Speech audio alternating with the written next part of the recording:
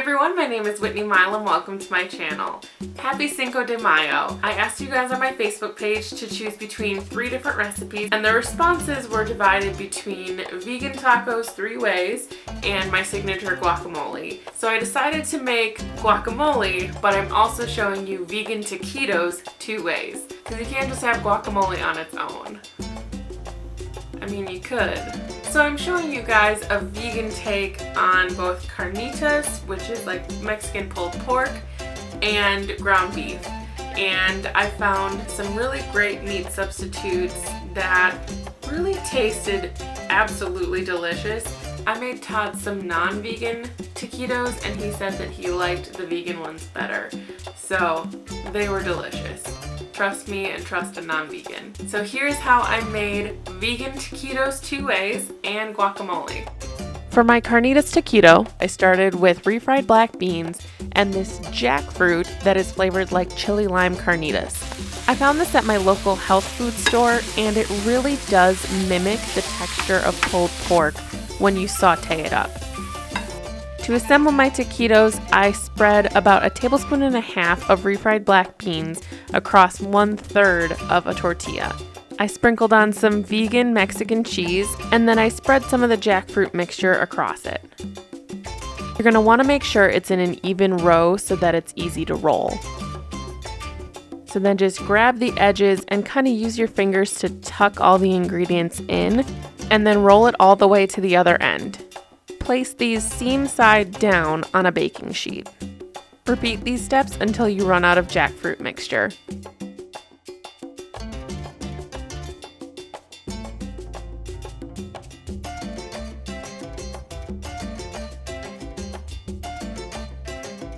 The other protein I'm using is this vegan ground round, and it does a really good job of mimicking ground beef.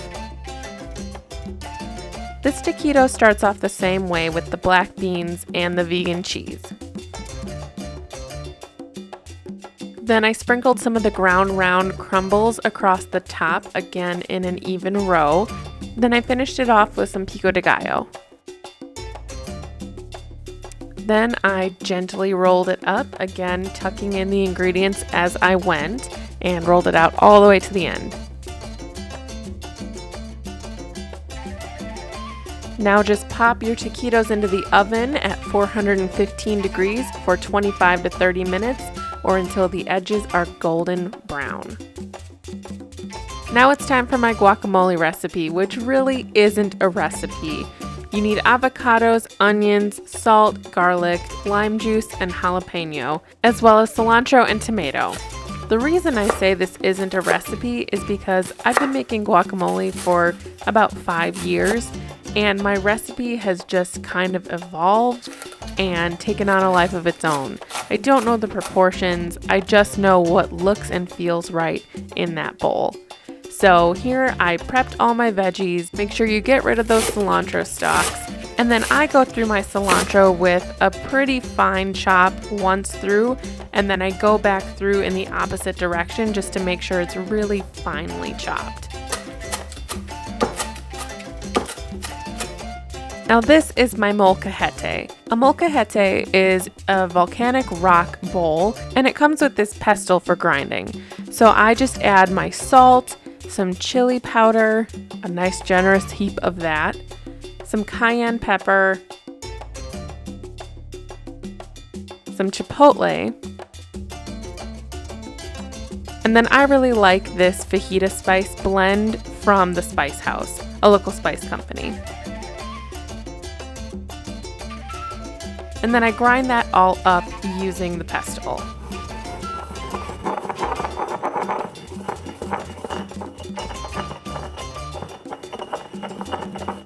Then I give the bowl a shake to just dislodge those spices and I set them aside.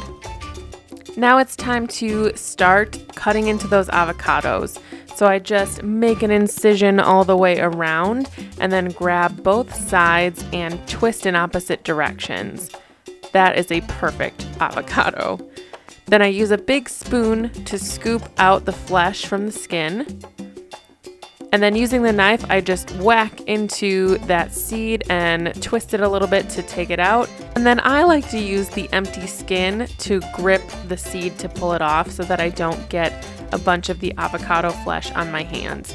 Not that I'm not going to get completely messy while doing this. So just repeat that for 2 additional avocados, but reserve 1/2 to the side. Next, use that large spoon to chop through the avocados in your bowl. If you try to go in with the pestle right away, they'll just shoot right out of the bowl because they're slippery. Then add your garlic, and then we can start mashing with the pestle. This is what gives it that perfect guacamole texture. Next, add the juice of 2 limes, but keep a little bit reserved for the end. Then give it a good mix. Now add your spices, but again, remember to reserve just a little bit for the end. Do this to make sure the seasoning is right. Then just give that a good mix and make sure the spices are well incorporated. And then add your last avocado half and just give it a rough chop to keep some of that texture. Now it's time to add the desired amounts of cilantro, tomato, onion, and jalapeno. Add as much or as little as you like and then give it a good mix. It's best to refrigerate guac for about 30 minutes before serving, but I add some of that citrus juice on top just to prevent it from browning. Then I'll add a couple colorful toppings and then dig in. And if you want, you can add the rest of your spices to give it a bigger kick. That's my signature guacamole and vegan taquitos 2 ways. Thank you guys so much for watching and for letting me know what you wanted me to make today. If you haven't already gone and liked my Facebook page, definitely do so. So give these a try. Let me know what you think in the comment section down below. And if you like this video, give it a thumbs up. And don't forget to subscribe. And have a fun and safe Cinco de Mayo. Bye guys.